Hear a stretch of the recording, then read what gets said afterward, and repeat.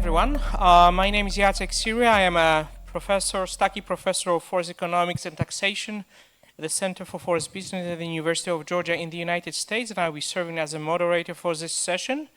Our panelists are Mark Day with Southpole, Nikol Ostianová with Treevaluation, and Azadeh Farajpour with Better Soil.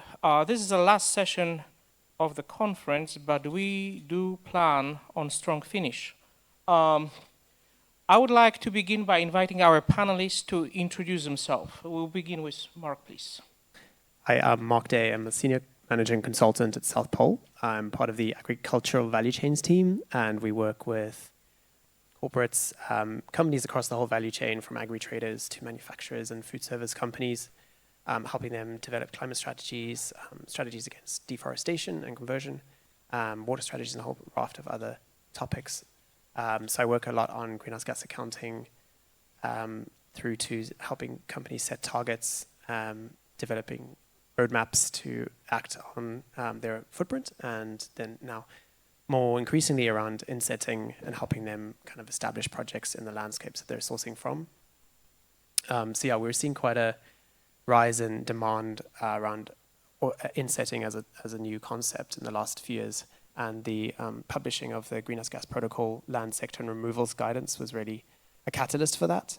And so, yeah, there's definitely a strong demand from the sector to develop projects within the supply chain, on or adjacent to the production areas that these companies are sourcing from.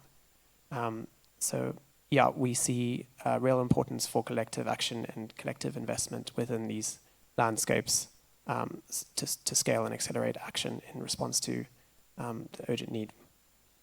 So that's me. Nikol? Does that work? Not light on. Good afternoon, everybody. My name is Nikol Ostianová. I'm a development lead at Treevaluation. We are specifically concentrating on insetting advisory and project development with agricultural companies. So it might sound very similar to what Mark has mentioned. It indeed is. I would maybe highlight the differences. So we do spend a lot of time actually building business cases with and for companies to persuade mostly the management teams to actually invest in insetting, because we see that carbon is a value driver, but there is still little traction in terms of creating core business value in engaging in decarbonizing agricultural supply chains. What I mean by that as an example is that, for example, a big cocoa company might understand the carbon value, but for example, the notion of the fact that, for example, cocoa beans, the core crop the company is sourcing and using to basically having their own license to operate, is getting lower quality because of climate change, because of soil depletion, is still not that popular. So that's one thing we do.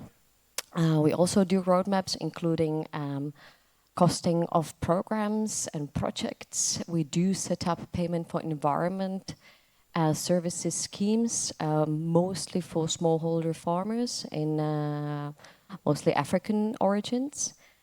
And last thing I would mention is probably our approach to permanence and community engagement. So we have quite a bespoke tools how to make sure that communities are properly engaged in the process. They understand what value they are actually generating, and that actually such projects do or are as permanent as possible, and that actually the volatility of supplier base for key crops is going down. Good afternoon, you survivors of the event. My name is Azadeh. I am the CEO of a company called Better Soil. We increase soil health with farmers and companies in their supply chain for more climate resilience and promotion of biodiversity and a sustainable food production. That's it. Thank you very much. So in the run-up to this panel, I have been asked by quite a few participants, what is insetting? My standard response was, well, you have to come to the panel here we are. So what is insetting and why would we do it?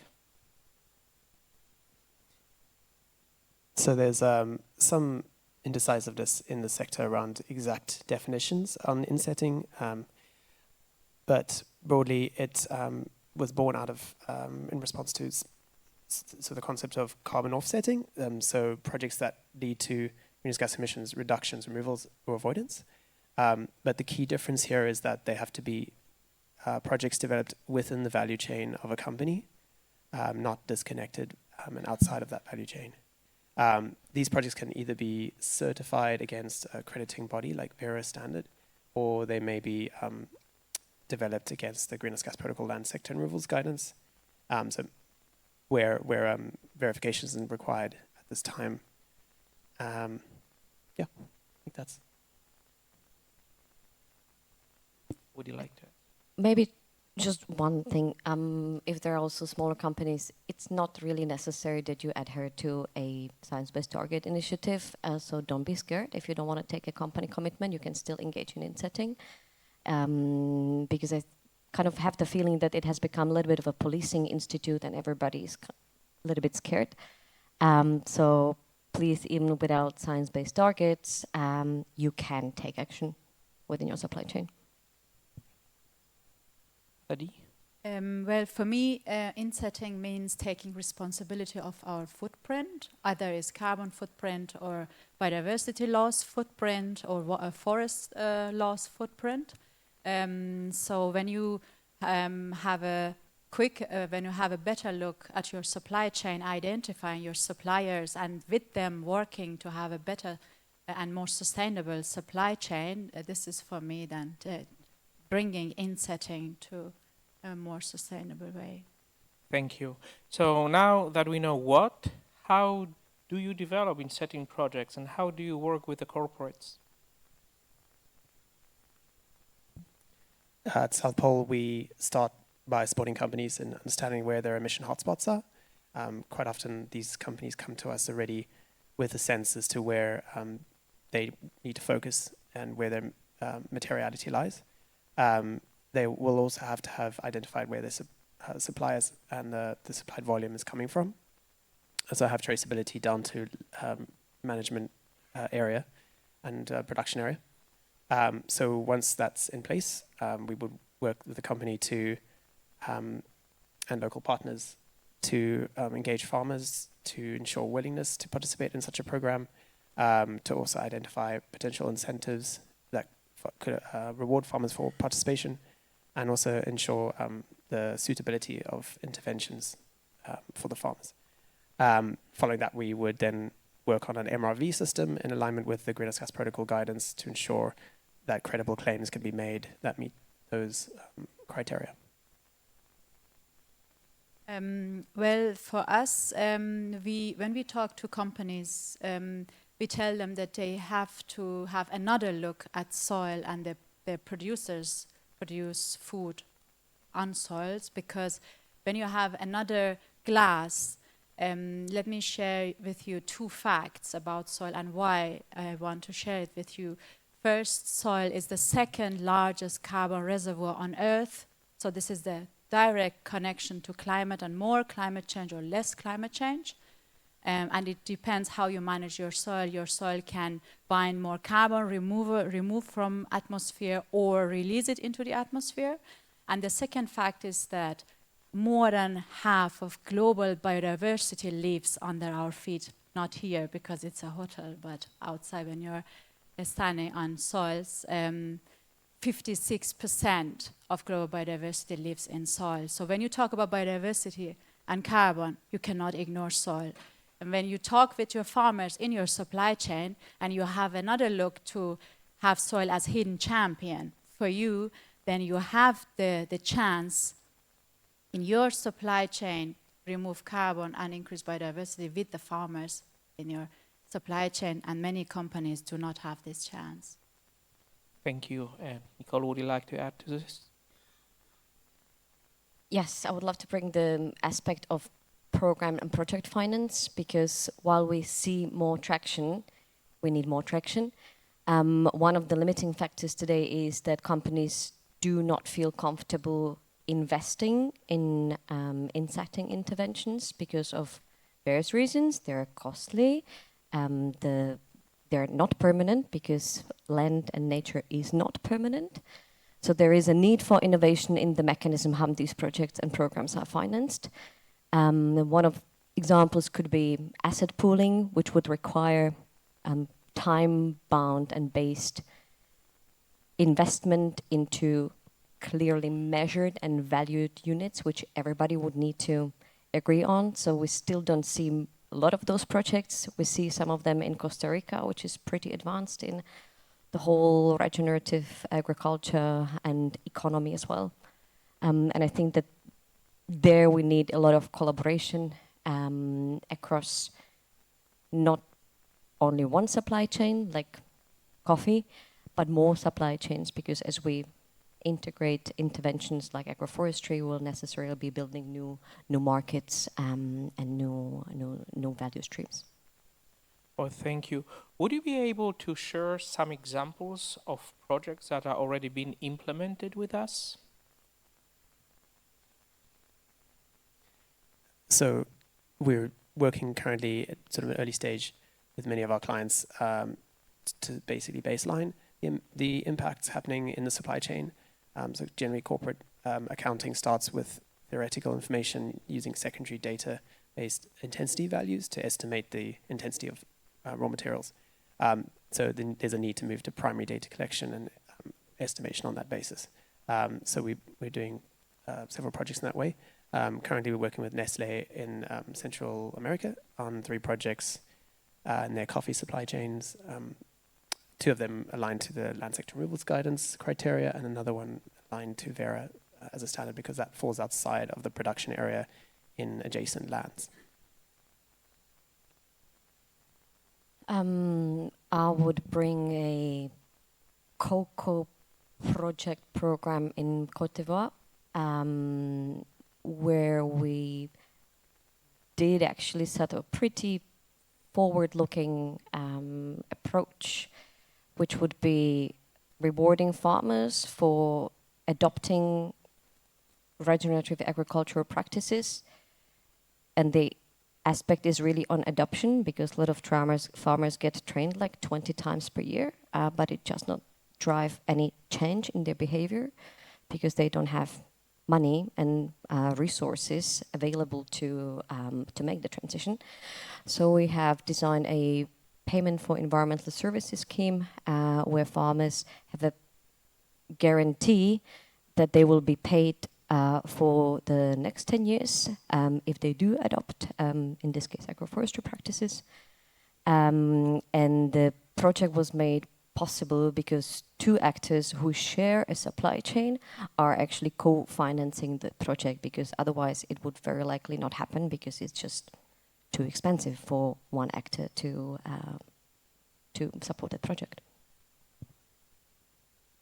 Well, for us, we have one customer coming from consultancy part.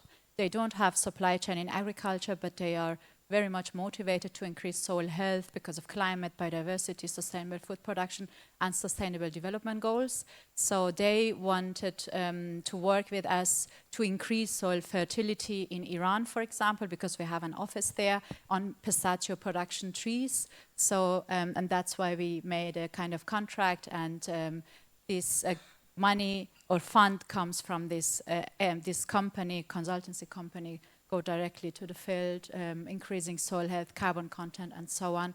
And this is one example, can be, insetting indirectly. Well, thank you very much. And you've alluded to this at one time or another, but what would you think are the top challenges and opportunities for Insetting project moving forward? In very big supply chains we work with, a lot of it has to do with traceability and being able to understand the production areas and where all of the volume is tracing back to. So that's the first barrier, hurdle that companies need to get over. But then when it comes to implementation, there's a need for allocation sometimes where there's an annual cropping system and there's multiple crops in rotation, and maybe a company is only buying one of those crops, and therefore sort of a contract maybe needs to be put in place with the farmers to only engage in that carbon project and agree not to participate in any others, so that performance can be attributed back to that single customer. Also potential for double counting in that example. Things like sometimes lacking in there being a lack of standards for verifying. So currently the land sector removals guidance doesn't require verification of performance, and so that's potentially a gap and a risk. I would repeat, it's definitely for me the business case beyond carbon. I don't think it's anymore monitoring. Monitoring is fixed. Just look outside of this room. It's done. We can use what's out there. I think it's the ability of suppliers and farmers to have predictability on offtake of the actual crop, so physical crop, not carbon credits and not biodiversity credits. That's a practice which in a lot of supply chains does not go beyond 1 or 3 years. And that would definitely increase the visibility of farmers to feel comfortable changing their practices and investing in their farms. I will probably stop there. Yeah, otherwise with repetition. Well, in our case, some companies know their suppliers and farmers, producers, but some don't. So the point is that when you have a long supply chain, what you said, and you don't know where the product or the products come from, it's not easy to bring carbon, biodiversity, or whatever as insetting solution. So you need to identify your producers for more transparency as well, and then later set the goals for more insetting, decreasing carbon emissions in your supply chain, and so on. So for me, the first step or barrier for many companies is that they have to identify the suppliers, producers, first goal, yeah. Thank you. Do you think there are any opportunities for outside investors to actually provide financing for insetting projects and be able to realize return from that?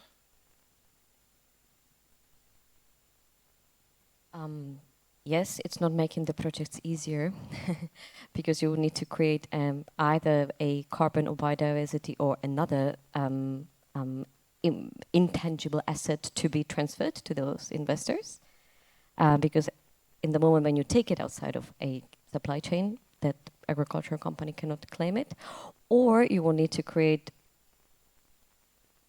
new tangible products and crops coming so that those investors do see their return. Well, yes and no, because there are some companies do not like to have investors in their supply chain because the supply chain is small. You only have work with 2 or 3 farmers. For instance, in our case, we have a company importing pistachio from Iran in Germany, and they work with farmers directly there in the region where the pistachio is produced, and they do not like to have middlemen or investors in their supply chain, so they do not allow it.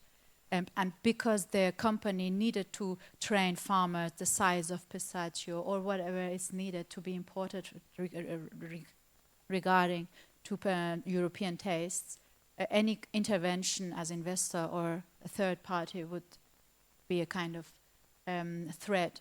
But there are companies with long supply chain, they are happy when the supply chain is getting better through insetting, carbon emission removal, and so on. So it depends on your supply chain. There's currently a bit of challenge within the guidance rules around the need to ensure traceability to origin for every farmer participating in a program. But many companies are wary of sharing the locations of their farmers with their competitors. And so that creates a challenge for shared finance to be driving scaled projects and to scale impact. So often we've now thus far seen companies sort of acting independently, but really need to see collaboration in some sense, maybe some evolution of that guidance to help facilitate that. Thank you very much. So let's say I am a corporation and I have implemented what I consider a successful insetting project. How I can share it with the general public, demonstrate that I've created a good impact, that I won't be accused of greenwashing. I won't be afraid maybe of greenwashing. Are there any the standards and accounting principles that we already have for carbon offsetting projects similar, the same? Are there any special considerations? The way insetting projects should be treated is not any different to offsetting projects or carbon credit generating projects when it comes to the integrity and accounting. Insetting standards are developing. There is an existing value chain guidance from the Gold Standard Foundation, and the Vera standard is at the moment developing also an insetting or value chain standard, which should be ready in a year and a half or 2 years. Until then, you can prepare if you want to follow a standard in the future by setting up good traceability measures or system in place, and definitely monitoring plan and evaluation plan, which can be based on existing remote sensing data collection mixed with in-field data collection, or there are also specific technology providers who actually really measure carbon content in the atmosphere by installing stations, so that's pure data, pure truth data without any bias and without any proxies.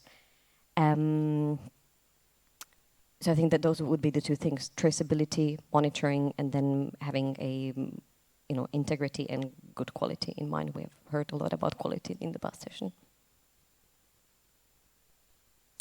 Yeah, I think it's important for companies to be willing to talk about the challenges they face in implementing these projects, because quite often that's where they stumble, not being able to necessarily communicate what's happening because of wariness around criticisms from NGOs and other actors.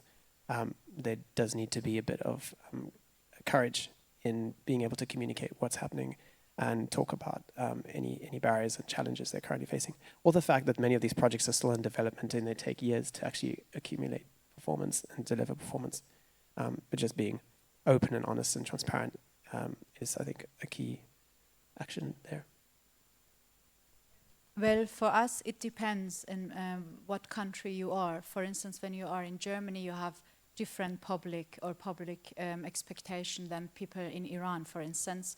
So a company communicating or doing storytelling in Germany, we recommend to give their storytelling the orientation of sustainable development goals, because sustainable development goals are very important for public in Germany, for young people.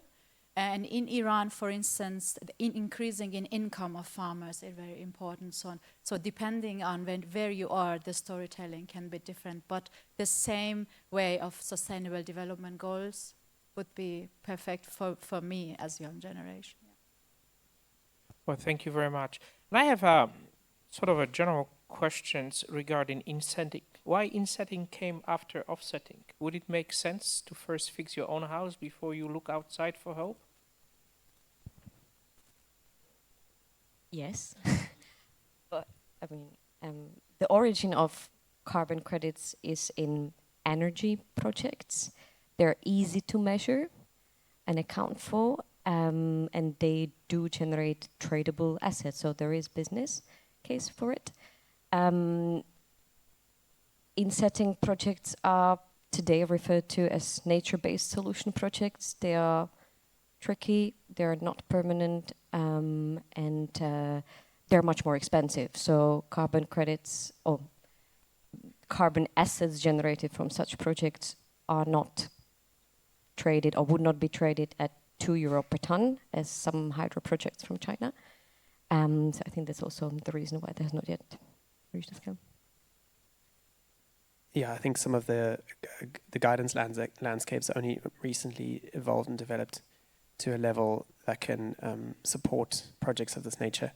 Historically, I think the Greenhouse Gas Protocol product standard and value chain standards were only developed in 2011. So it's quite recent that scientists, NGOs, and the whole community have really rallied together to figure out what corporate action would look like, also in response to the Science Based Targets Initiative, which is quite recent, established, 2013 or so?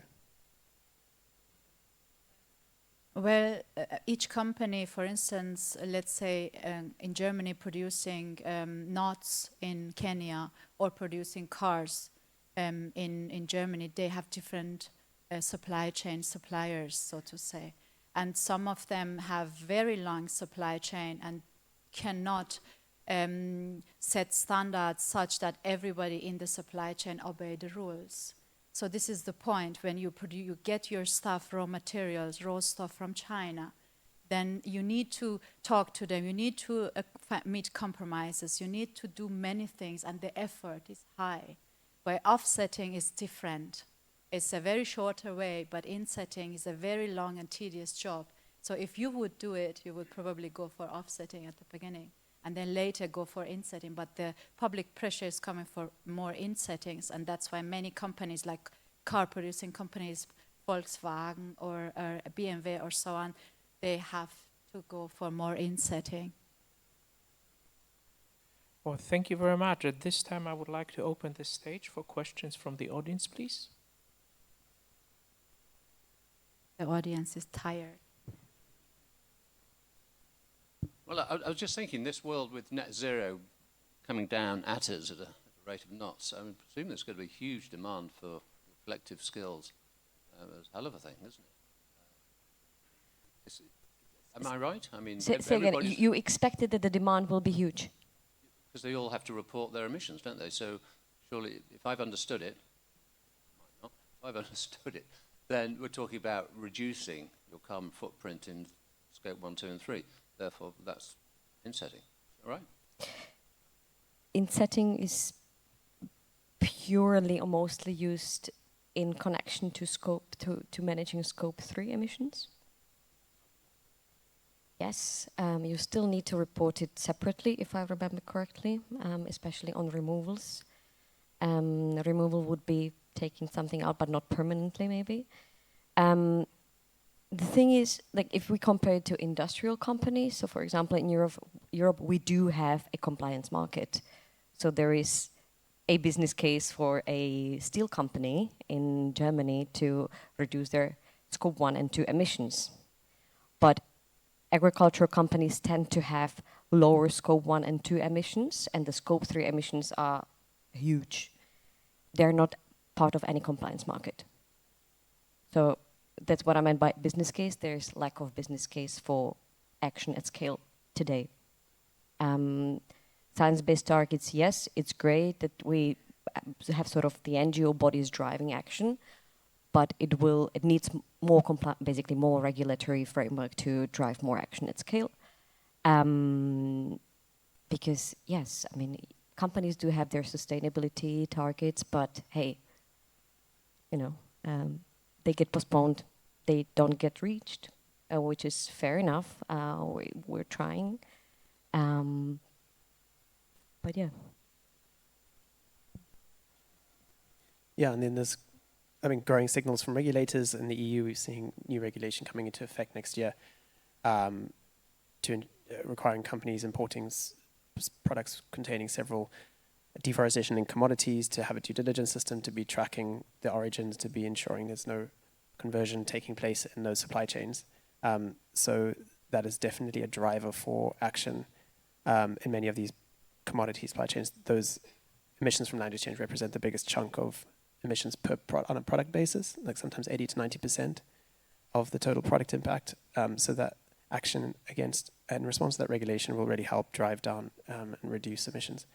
I guess TCFD is another one that's helping to develop further traction in wider sectors from a financial standpoint for business to understand what the quantified impacts will be of floods and droughts and other climate events on yield and cost of products, etc.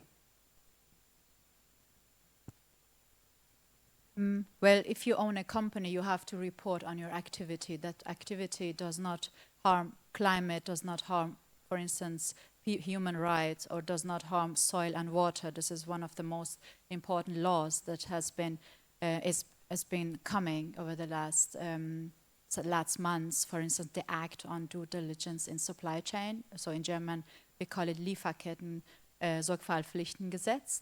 And this, for this law, you have to report and you have to show data and activity on your in your supply chain. So you cannot say that zero emission in your insetting doesn't mean that, or doesn't bring you to reporting. So this is, whatever you do, you have to report on it in Europe, regulation, laws, and that's it.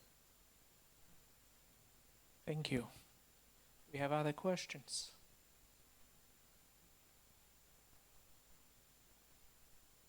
I have a question of my own, real quick. So, insetting in land and agriculture.